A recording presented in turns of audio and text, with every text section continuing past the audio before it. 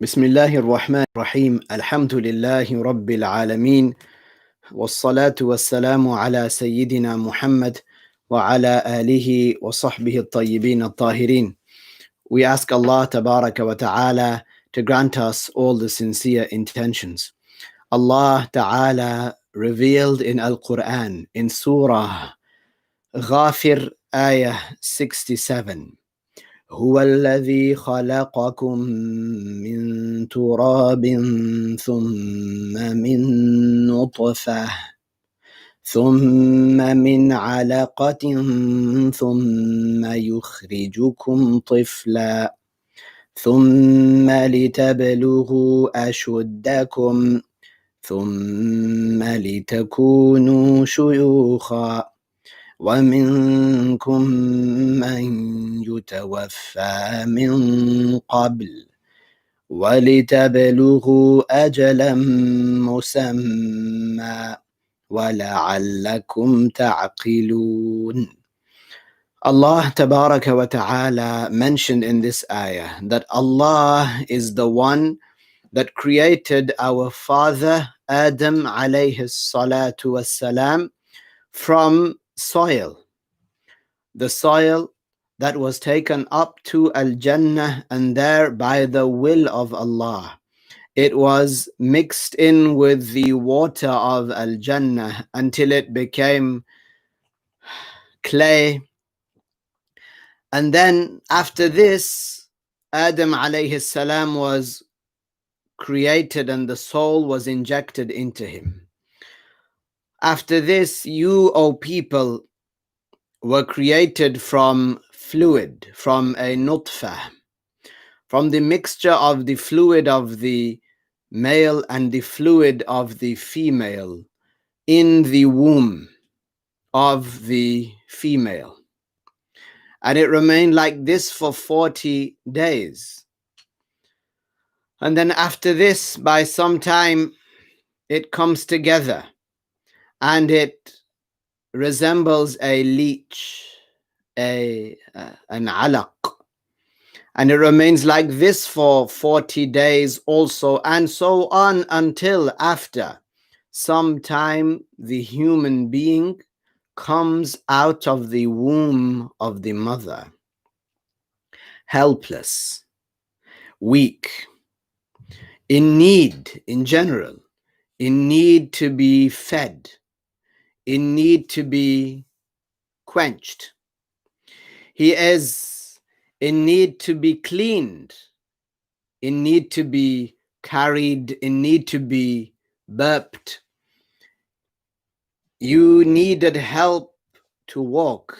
You needed to get instruction, to be shown how to crawl, to be encouraged to do that, to be encouraged to climb up the stairs. Like this, day after day, you grew stronger and became bigger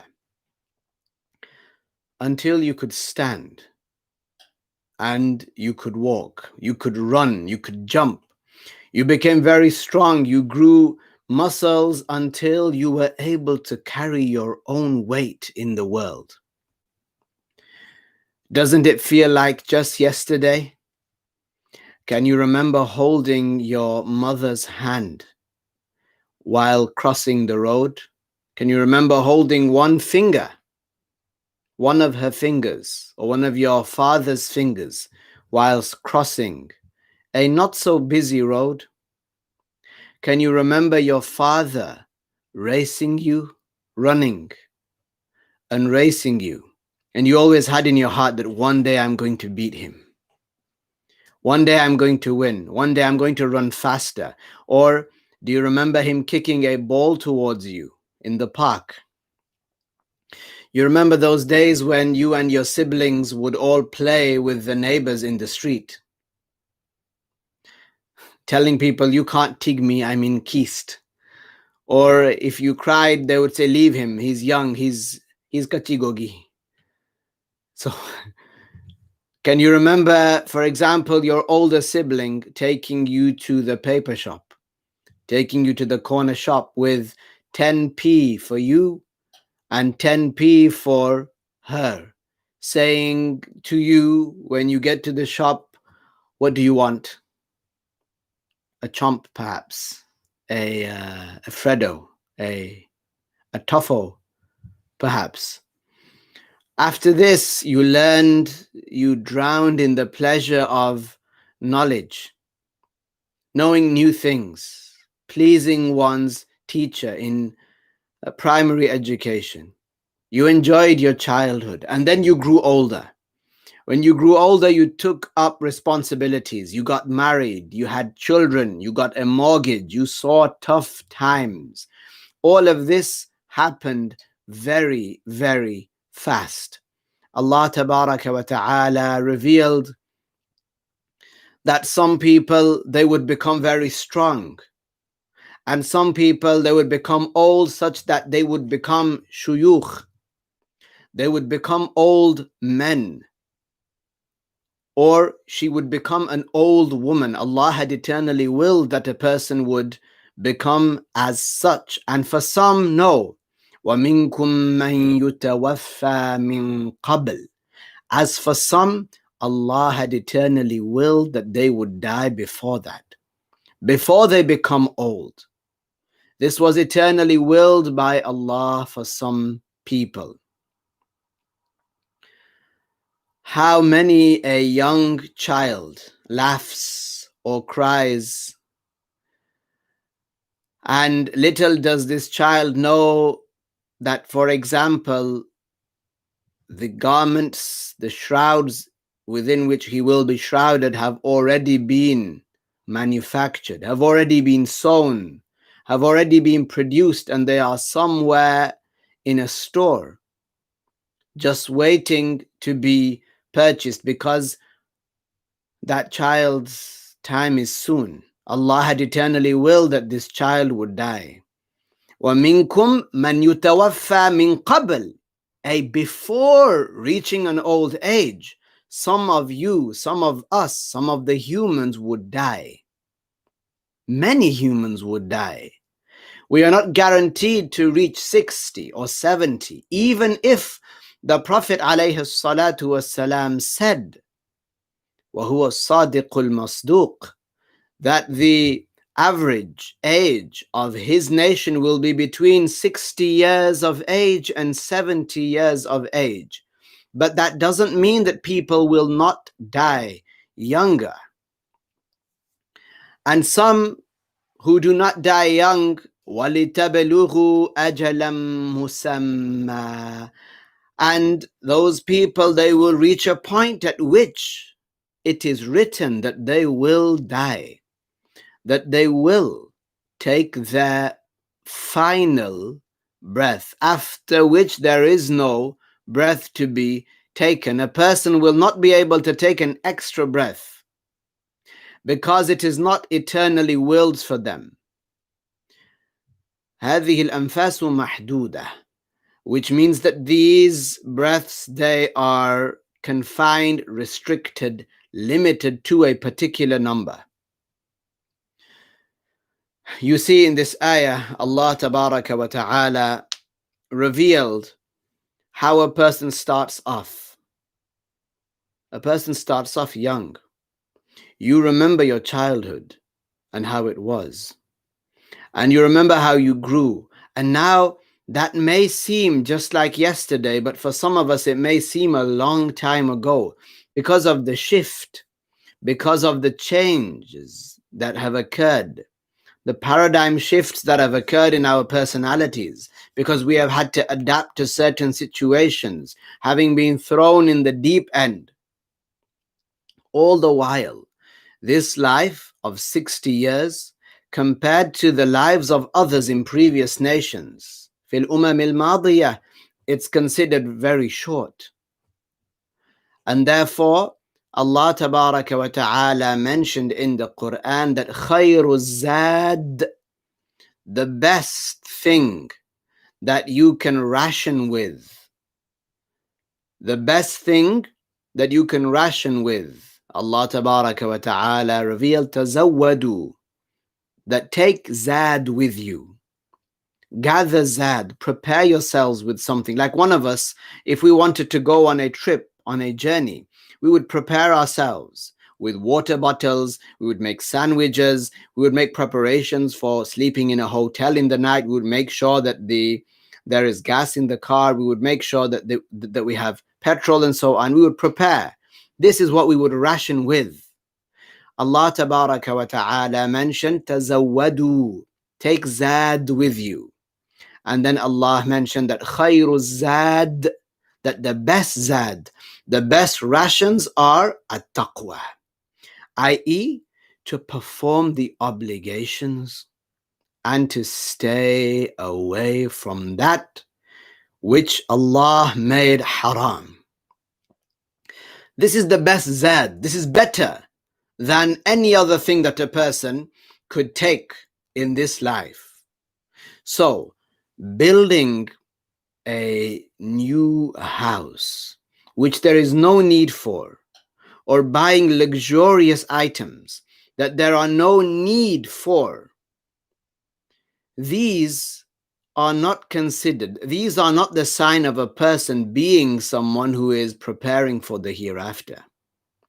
Buying things that there is not a need for, when they could be spending their time preparing for their hereafter.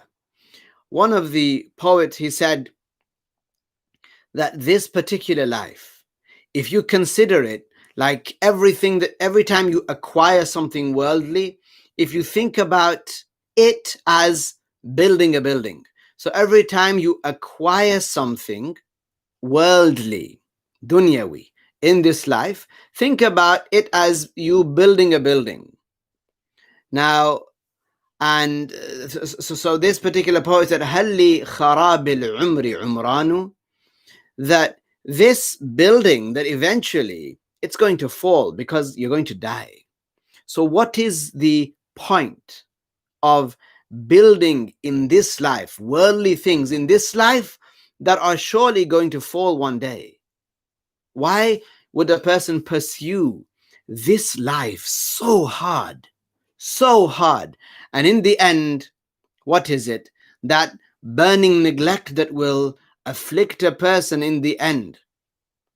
When their heart opens up and they realize they are going to die and they are surrounded by people on their deathbed, their loved ones who cannot do anything for them. None of them will be able to give him an extra breath. Even if all the world gathered together, all of the humans on the earth, if they gathered together, they would not be able to create one single breath, whether it's inhaling or exhaling. They will not be able to give this person, to create one single breath for them. They will, even if the whole street gathers, the whole town, the whole city, the whole country, the whole continent, the whole world gathers together to aid this person, to try to keep them alive. If Allah Tabaraka wa Ta'ala had eternally willed that this person would die, then this person will die. So Allah Tabaraka wa Ta'ala summarized in many ayahs in the Quran this life. From the beginning until the end, from the time that we were within the wombs of our mothers until we came out, and then we progressed until we grew stronger. So we were weak, we grew stronger, and then we reached a certain point, after which, if we reached that certain point, we would start to become weaker again. حتى يرد إلى أرذل العمر, until a person would be returned. They would be growing, the number in terms of age would be going up, but they're actually returning back now to a state in which they were inept. They couldn't do much. They were idle. They didn't understand much. This is what happens when a person becomes older. Most people, this is what happens to them. Subhanallah. They lose their ability to walk, just like in the beginning they couldn't walk. They sometimes lose their ability to speak, just like in the beginning they couldn't speak. And so on. Days, so that we can continue performing the good deeds. Not strength so that we can continue enjoying the things in life that will end. Rather, نسأل الله تبارك وتعالى أن يطيل لنا أعمارنا. We ask Allah to lengthen, to grant us long lives so that we can obey Him in them. This is why it's important for a person to make dua that this person be granted a long life so that he can obey Allah in it, not so that he can escape death for a little longer because he's scared. No. Let a person who is scared of death, and rightly so, death is something that is scary because we've never experienced it.